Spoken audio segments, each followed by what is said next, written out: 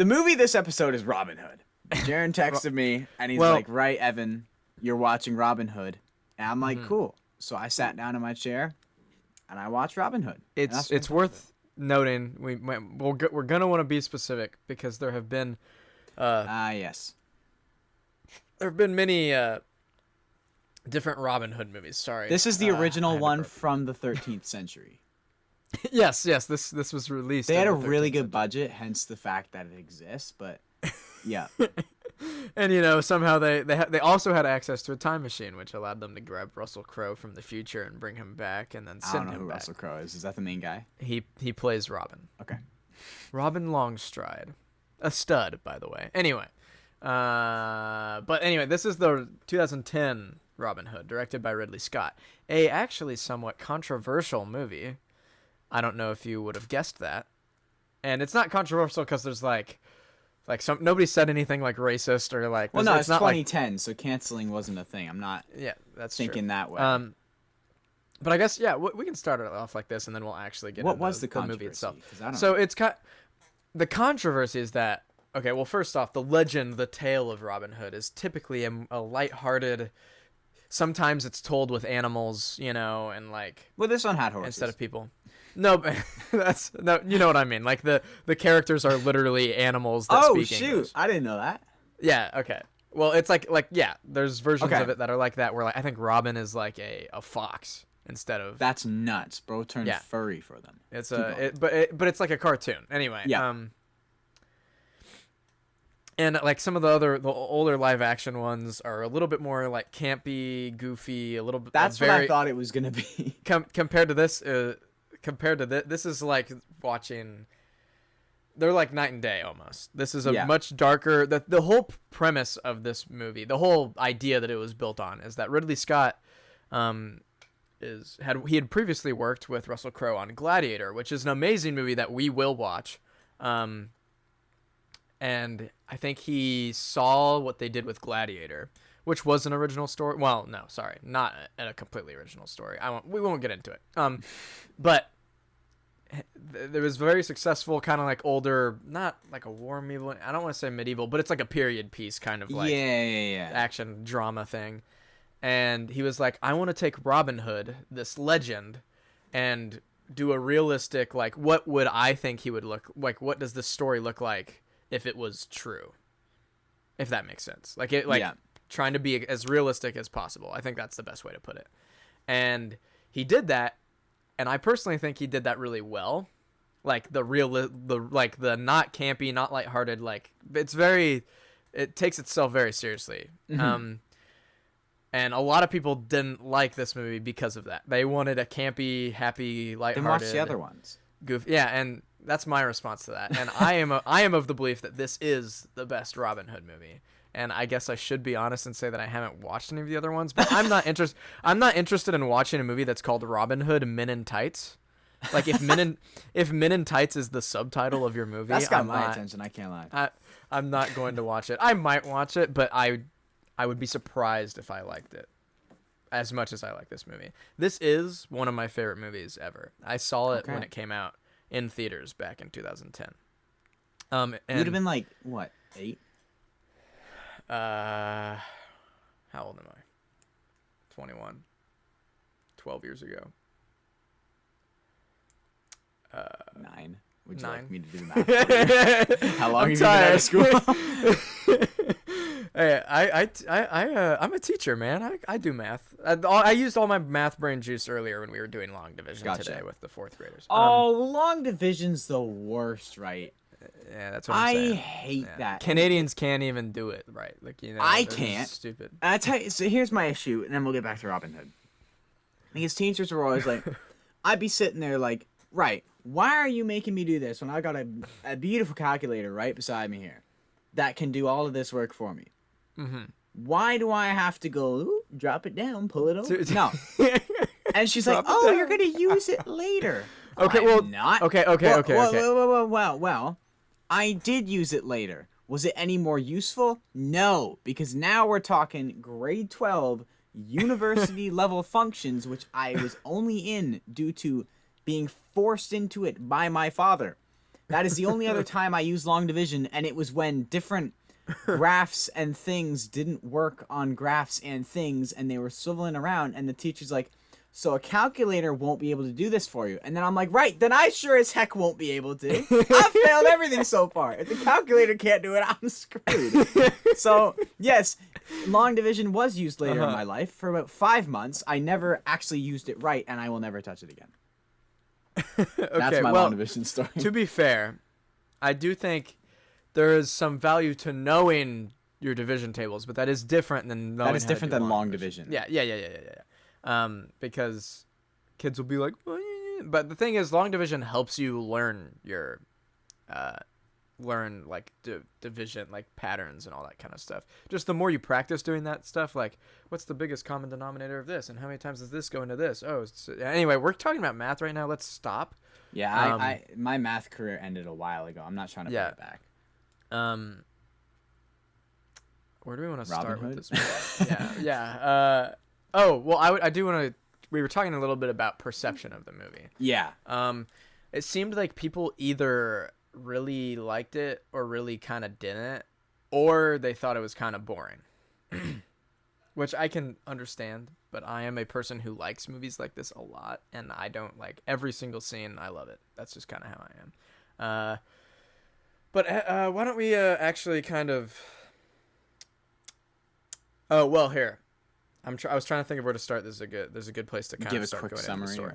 Well, not quite a summary, but the whole premise of the story of this movie is Ridley Scott was kind of wanting to do a like an origin story of Robin Hood, if that makes sense, like how he became the legend or the tale that we know now.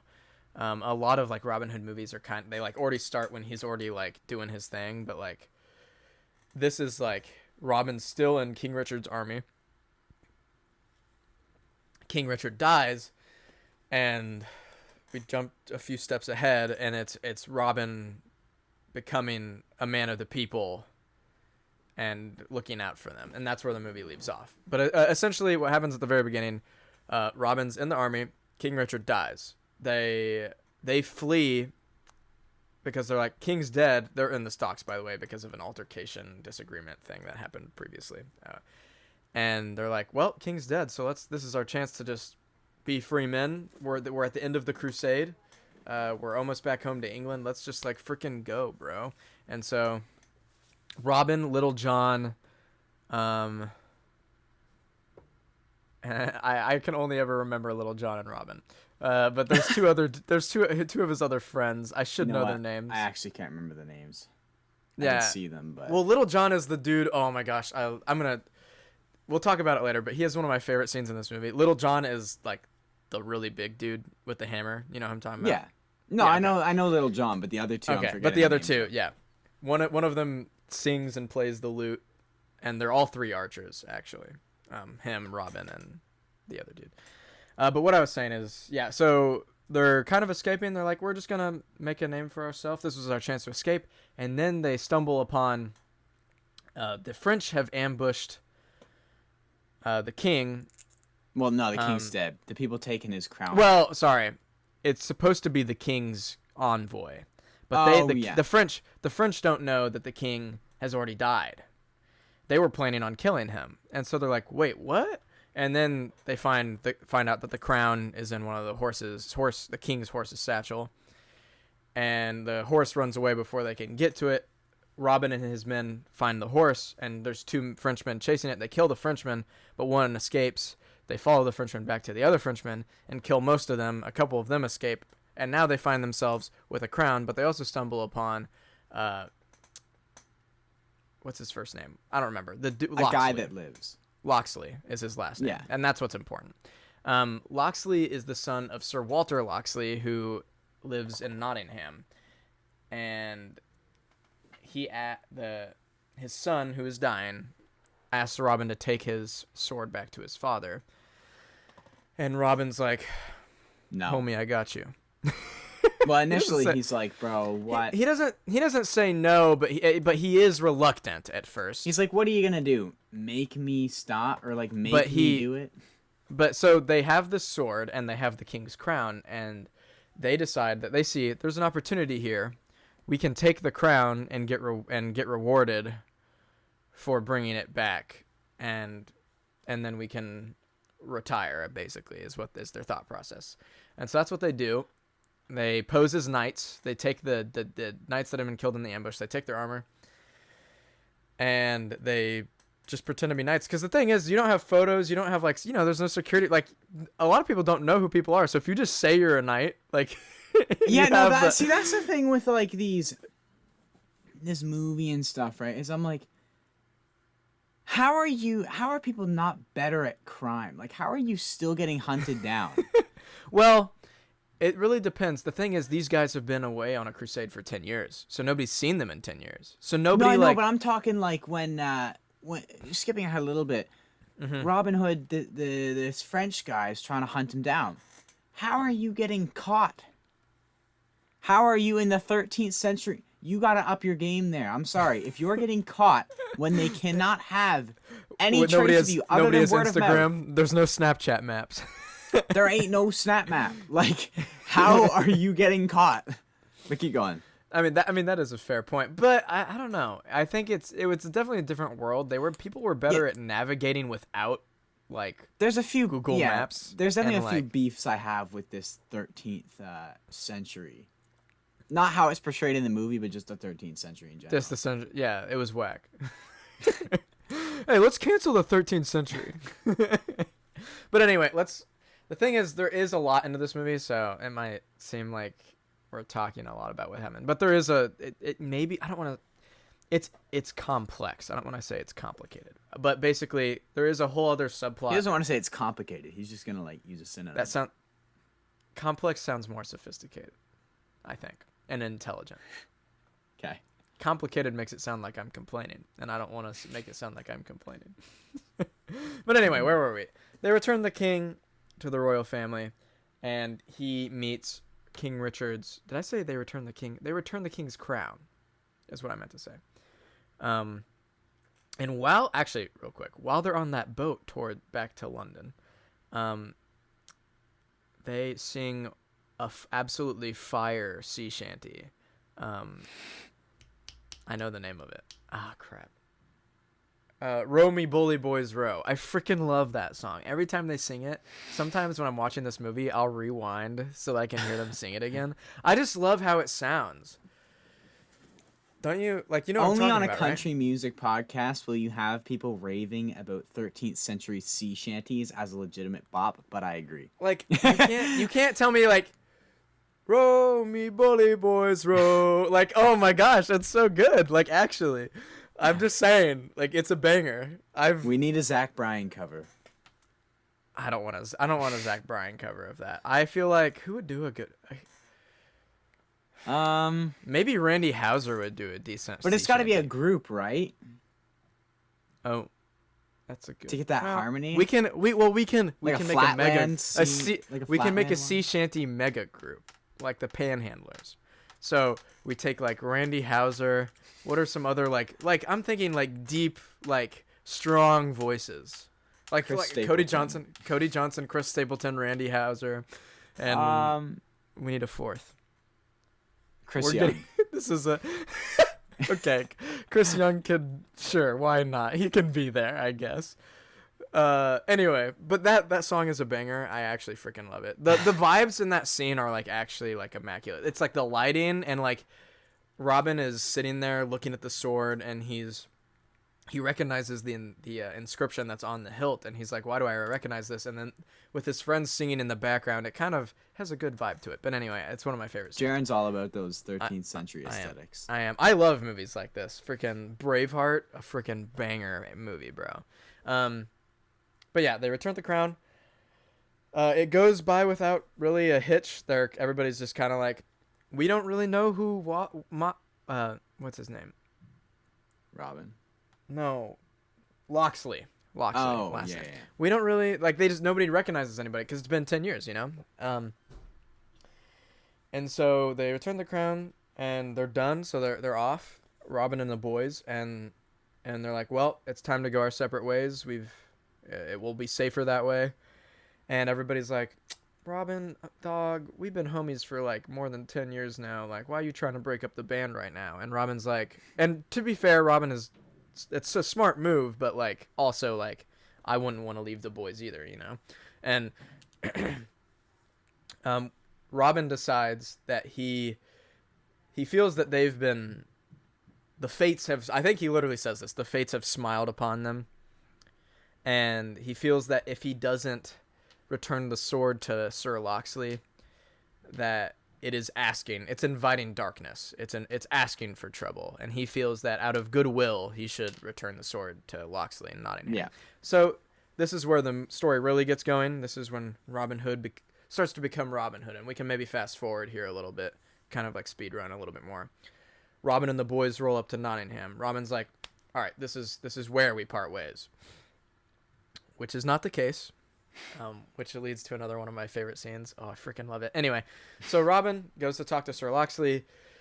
He meets Miriam, who is the widowed wife of Sir Loxley's son who died when he giving the sword to Robin. And long story short, her and Robin do begin to fall in love. But before they fall in love,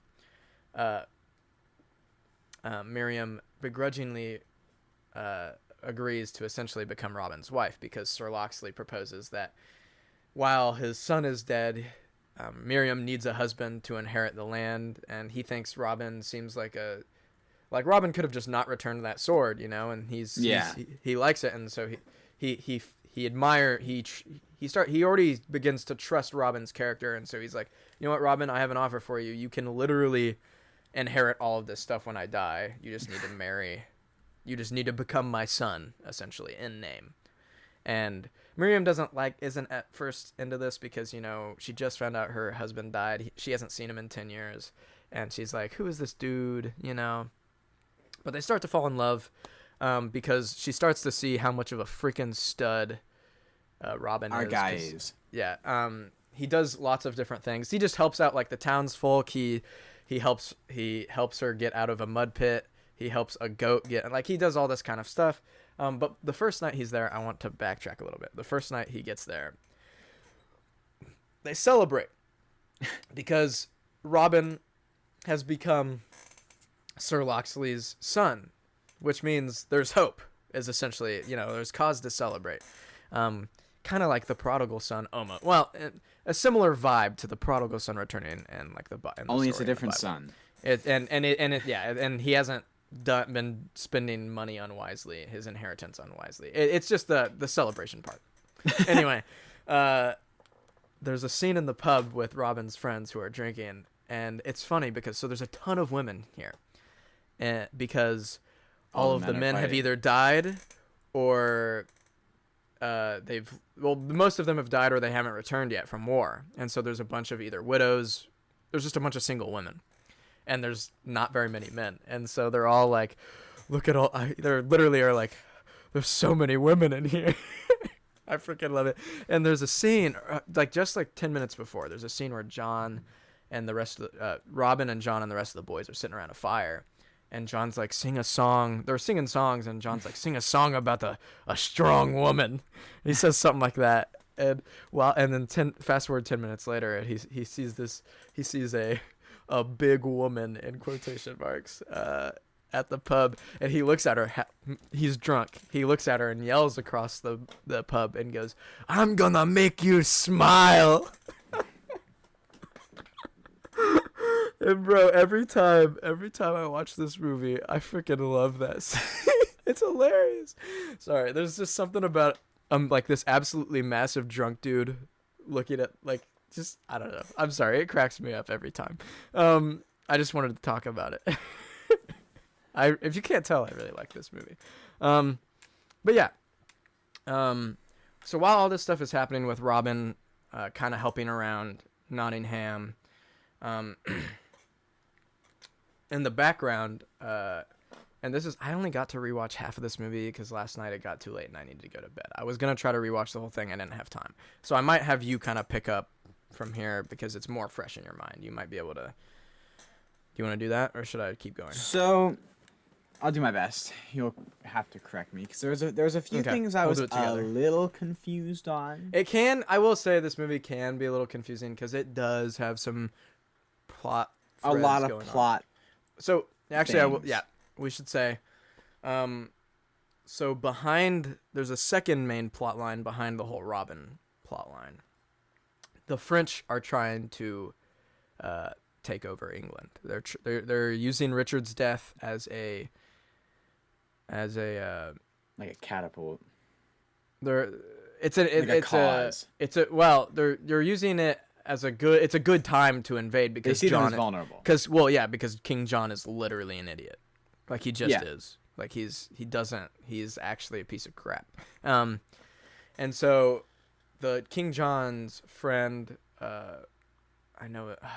I'm too tired for this. Godfrey, that's his name. He gets rid of his old advisor, and Godfrey becomes his new advisor. Well, what he doesn't realize is that Godfrey is like half French, and Godfrey no one knows who you are. It's the 13th century.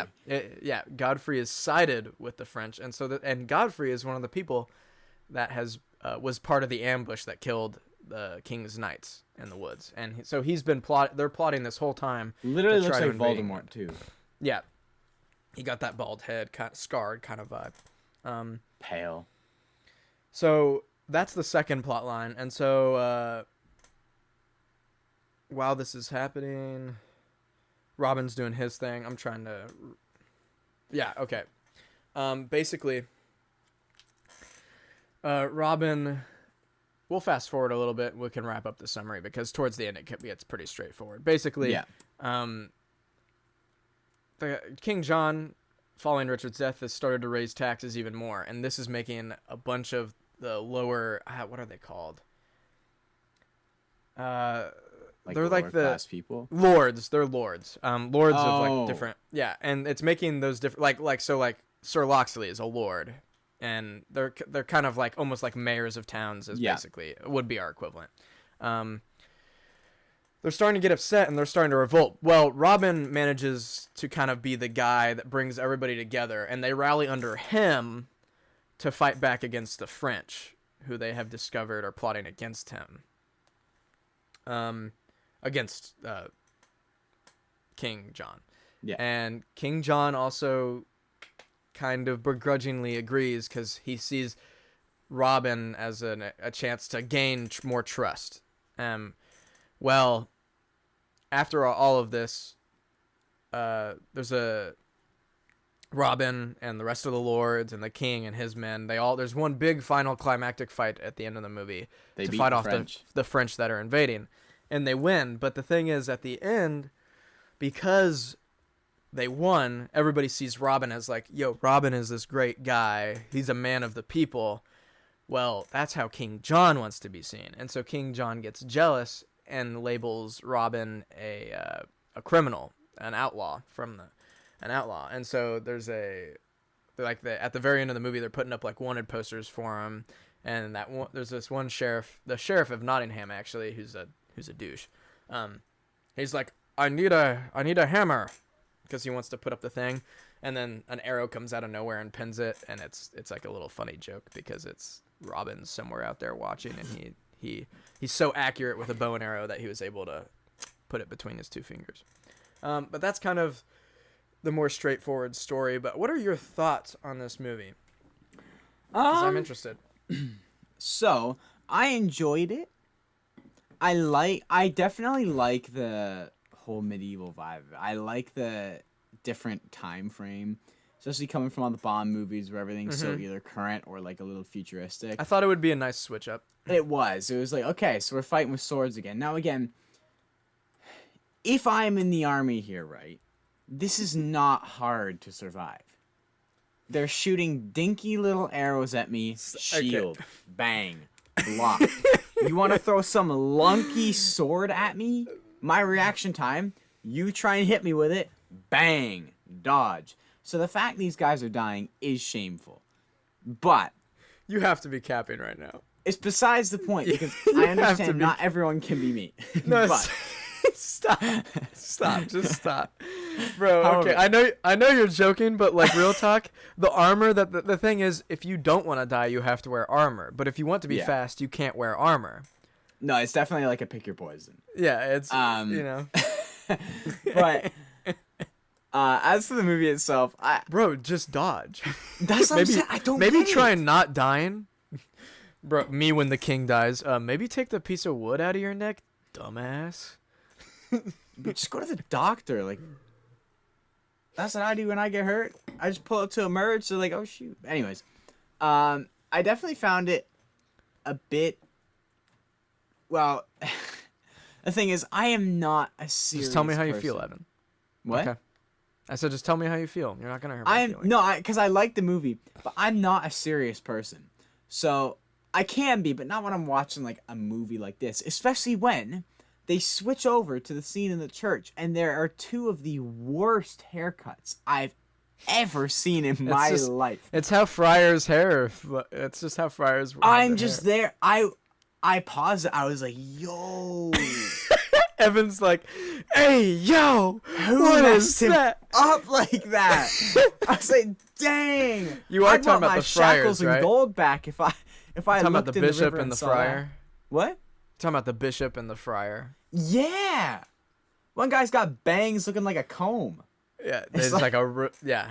It's like they have a Jewish yarmulke on their head, but it's not a yarmulke. It's their hair. It's so bad.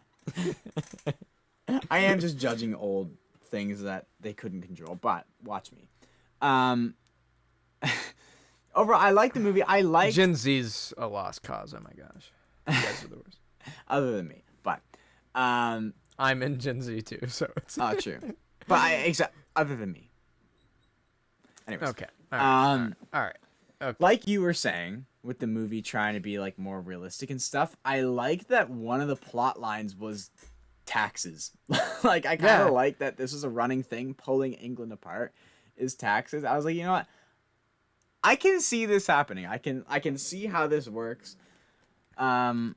It was a bit crazy how fast they kept getting to each other, but I guess they probably didn't want to show the like 3 weeks of shipping across the seas to get to England. Yes. But every now and then I was like, yo, there we're there are some already? small time jumps and stuff like that. Yeah. Yeah, like Voldemort was moving crazy. This Godfrey guy was going so fast. I was Well, yeah, like, I think there's a kind of like a montage, a little bit of him doing some like horrible things. No, it was, but I was just like, Oh, dang, he's And moving. we should mention that at one point, Godfrey and his men roll up to Nottingham to essentially rape and pillage it under the order of the king. Except they're kind of acting as the French. They have the permission of the king, but they're kind of being like way more horrible than they should be. But basically, they're gonna kill the whole town. And then this is when Robin kind of rallies everyone. Yeah. I forget what town it was, but he finds the town that he grew up in with his father. He learns more about his family. This is one of my favorite things about this movie. I like kind of the history that he kind of has with his father. He thinks his father abandoned him, but it's not really. He was so young that he can't really remember.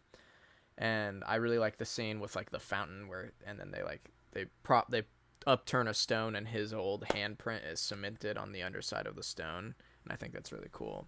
But it's there where he's able to rally everybody together, and they do they get word that Nottingham is under attack? Is that what happens? Yeah. They get word that Nottingham's under attack, and so they're like, "Hey, yo, let's go mess them up," and so they do, and it's a pretty dope scene. The boys is back in town. I really enjoy the action in this movie. Yeah. Yeah. So what? Any other thoughts? Because you've mostly just complained about haircuts and taxes.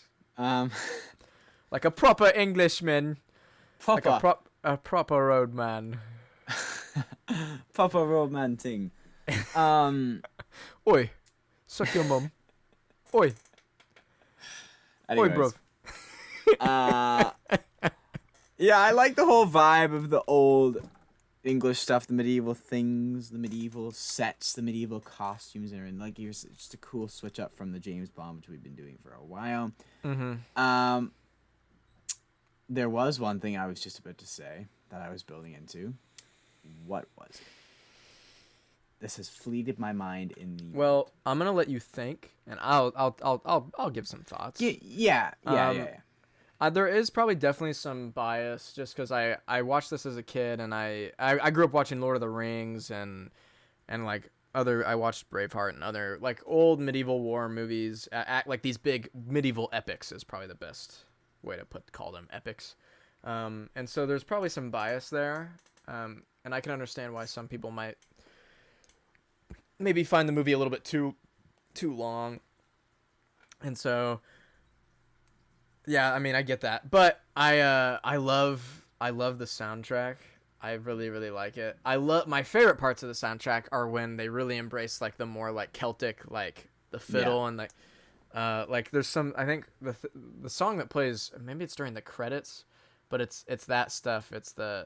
I think it goes like dun dun dun dun dun dun dun dun dun. It's something like that. I don't know. But I really like it. There's a couple of songs on this soundtrack that I do occasionally come back to just because it makes me feel epic.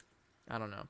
It's one of my favorite soundtracks. I think it's slightly underrated, but this movie I really, really like it for maybe no reason in particular that I don't know. It strikes a chord with me, and it just works for me. It's another movie like that for me is Man of Steel, which I might have us watch, but it's like the Superman movie from 2013. Yeah. And that is also another kind of divisive movie. You either kind of love it or hate it, or you're just kind of like, it's boring. So it's kind of similar to this movie in that sense. Yeah. And I think they both have really good soundtracks. But did you I think I couldn't get the one thing, but closing thoughts on Robin Hood. If I be serious for a minute and stop dissing their haircuts. Yeah, like actually give me some, like, what do you think of these characters? Like what Mary, like, were there decisions that you were like, were there any scenes that really like stuck out to you? Like what are we working with here? Or were you just having a good time? Were you just vibing? Good time. But I didn't like the one scene in the bar. I can't lie. I know you didn't like it. I was just there like, man, this is some sad attempt at trying to get some mid-looking woman. That's what it is. That's literally what it is. I know, but I'm just there like. Also, hey yo, Evan, chill with that mid-looking women. What?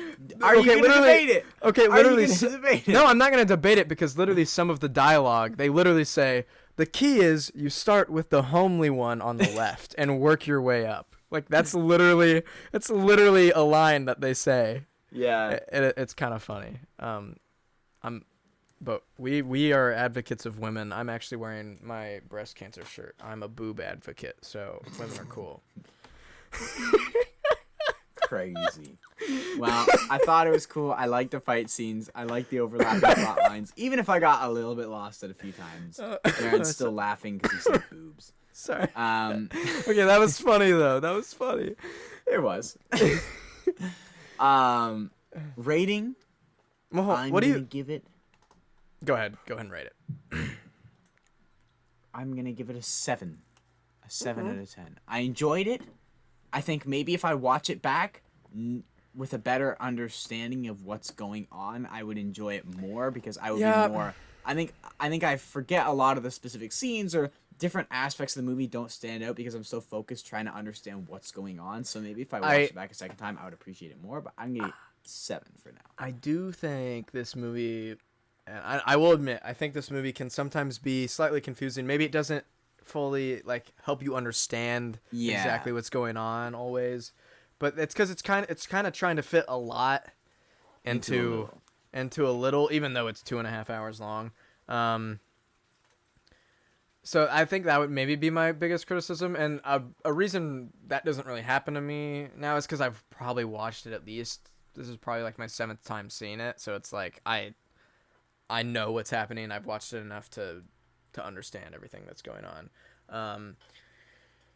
But actually, what did you think of the scene with Sir Locksley, Walter Locksley, the legally blind old man who tries to defend his home and gets like brutally, like just what's the word I'm looking for? Dismantled. Dismantled, but also disrespected by that stupid Frenchman Godfrey.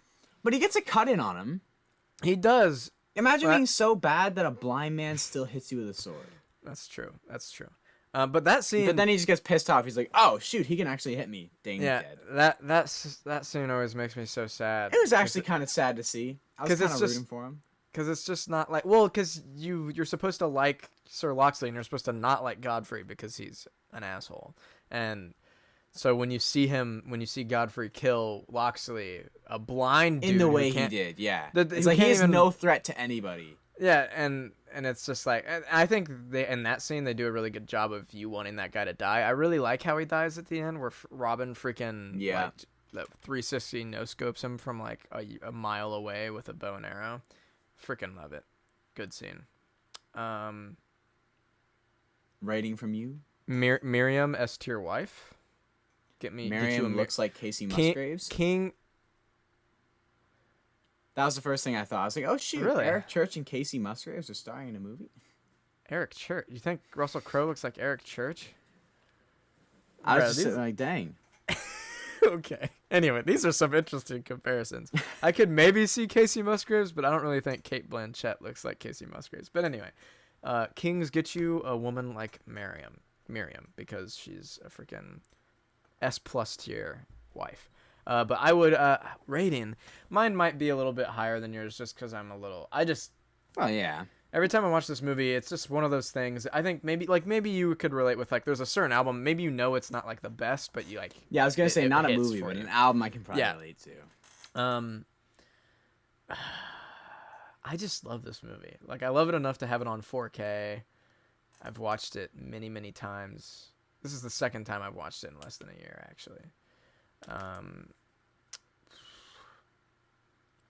I'll say at least an 8.5. It might be low, depending on like what day you like, how I'm feeling on a day. It might be a little bit lower, it might be a little bit higher, but I'll give it an 8.5. I know it's probably not that high. It's not perfect, but I freaking love this movie. Do you want to do some?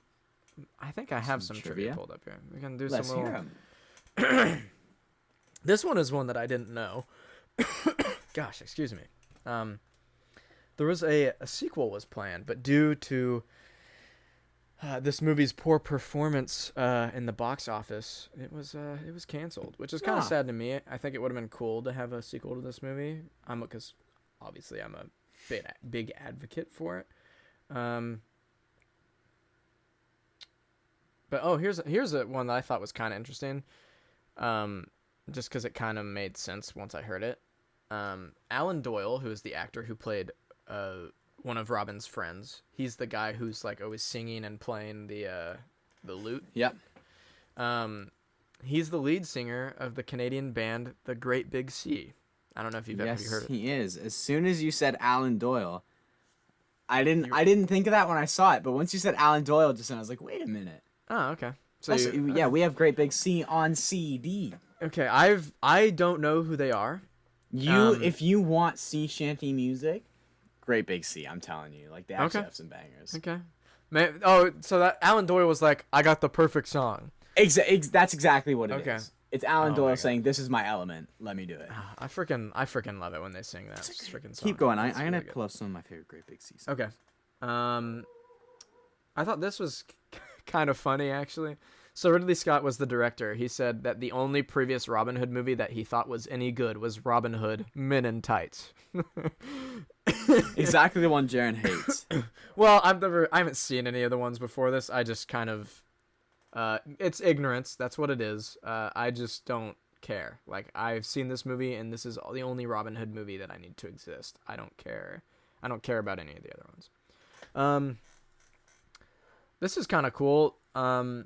George, the horse that Russell Crowe rode in Gladiator, which is the film that I was talking about, that I mentioned earlier, that he did with Ridley Scott. Actually, that movie came out 10 years before this one. That movie is now 22 years old. It came out in 2000, which is crazy. But anyway, the George, which is the horse that Russell Crowe worked with in Gladiator, appeared in this movie. Look at that cameo, Big George. Also, Rusty, the white horse in the movie that you see all the time, I think it's the king's horse, worked with Russell Crowe in Les Mis, which came out 2 years after this movie, which is kind of cool. And Russell Crowe claimed that both of the horses recognized him when he worked with them a second time. Russell Crowe is a freaking stud. Did you know who he was before this movie? Nope. I'd heard the name. That's it. Okay. Oh, shout out to, you can't see them, but behind my blinds, well, actually it's out of frame. I have 2 plants on my windowsill. One is named Russell, and the other one is named Crow. Oh, yeah. Evan has seen them, I think, actually. They're both kinds of ferns. I got them, and I was like, I should name them. And I was like, Russell Crowe's probably one of my favorite actors, so I wrote Russell on a sticky note and put it on one, and then I wrote Crow on one and put it on the other plant. I knew I recognized him. What? Russell Crowe. Okay. He plays Zeus in the new Thor movie. Oh, yes, he does. Which I hated. I hated that movie. My friends dragged me along to it, and it sucked. Okay, well, yeah, I think we talked about this last episode, but there's a lot of different reasons why I also don't like that movie. It was very disappointing for me. Thor. But I do think that Russell Crowe in that movie did a decent job at portraying a idiot Greek god, because the Greek gods were self-absorbed idiots, and that's basically what he does in that movie. So, good job, Russell Crowe. Let me see. Oh, this is interesting, actually. In response to criticisms that he was too old to play Robin Hood, Russell Crowe crash dieted before filming began. I don't know what that means. Do you know what crash dieting is? No. Okay. Well, it must be some like hardcore form of dieting or something. A lot of actors will, like, freaking Henry Cavill, who plays Superman, will just like eat like broccoli, like chicken and rice like 4 times a day for like 6 months, you know, and then just get absolutely yoked, you know. Yeah. Yeah. Wild.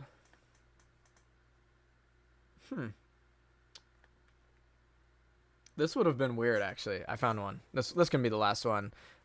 Originally, Russell Crowe was set to play both Robin and the Sheriff of Nottingham, but the idea was dropped. So I'm assuming they would have, Robin would have looked like he normally does, and then when he was playing the sheriff, he probably would have had some prosthetics on, makeup, a wig, like all this other stuff to make him look different. The thing is, but they could have pulled it off too, though, because like in the movie The Darkest Hour, Gary Oldman, who is an actor, you probably wouldn't know. He wears a ton. The Darkest Hour is a movie about Winston Churchill and World War II. And in that movie, to make him look like Winston, they wanted him to look like Winston Churchill. And they chose him because of how good of an actor he was. And so they would put like a ton of makeup and prosthetics. He looked nothing like he normally does. He looks like some old fat dude who just drinks whiskey all day. Like, and so they could have probably pulled that off, but it would have taken a lot of effort, and it probably wouldn't have been that worth it. So yeah. It's a cool idea, though. I'm not gonna knock it. But I don't know, if you're into medieval epics, maybe watch this movie. If you don't like this movie, talk to me about it, because I honestly would love to. Because I like talking with people who disagree about things. But if you're gonna be a little piece of crap about it and refuse to actually have a conversation, then maybe don't talk to me. Yeah. Kick rocks. Let's what movie? Oh, here's what we'll do. We'll kind of throw this at the end of the podcast and then we'll end it. What movie? I'm gonna give you 2 options. I'll let you pick. We're either gonna do Rocky as the next one, or we'll do. Actually, is there a movie you want me to watch? That's a good idea. Is there like a movie that you just like? Is there a movie that like sticks with you that you're like, Jaron? I want Jaron to watch this, unless I've already seen it. But we can still talk about it. I doubt there's a movie I've seen that you haven't. Is there a movie that we haven't covered that like maybe holds a special place, or just no? Are you just not? I hate you, man. Just not. I hate no how movies. I hate how like not attached to movies you are and how attached to Genuinely, them I the am. only movie I'm like attached to would probably be Casino Royale, because it was like the I'm first like movie I watched that I really liked from the series. I was like, dang. okay. So now I kind of like hold Casino Royale as like my Okay. movie. I look. But I will take that because Casino Royale is, in my opinion, one of like probably is one of the greatest movies I've ever seen. So the fact that you like it that much does actually mean a lot. I'm glad that I could play a part in that. like, what movies have I seen? Shaun the Sheep. Should we Okay, do Shaun the Sheep? that's fair. No, maybe not. Yo, Shaun the Sheep style episode. We just don't Ooh. talk. I'm trying to. I want to continue to try to diversify what we do. So when we've already done sports, so maybe let's not immediately go back into some more sports movies. So let's maybe. I'm thinking like a fun like heist movie. So maybe like the Ocean's movies. That could be. Ooh, my brother loves those. I've never seen Yeah. them. So we could maybe do the Ocean's trilogy, and maybe in between, I can just pick some random movies. So maybe next week we'll watch Ocean's 11, and then we'll start alternating. I'm down. Yeah. So, I'm tired. Merci pour listening. That's Evan's thanks tired. for Evan's listening speaking. in partial French. Evan is speaking partial French, which means he's partially gay. On that note, before this gets any more awkward, you guys have a good day.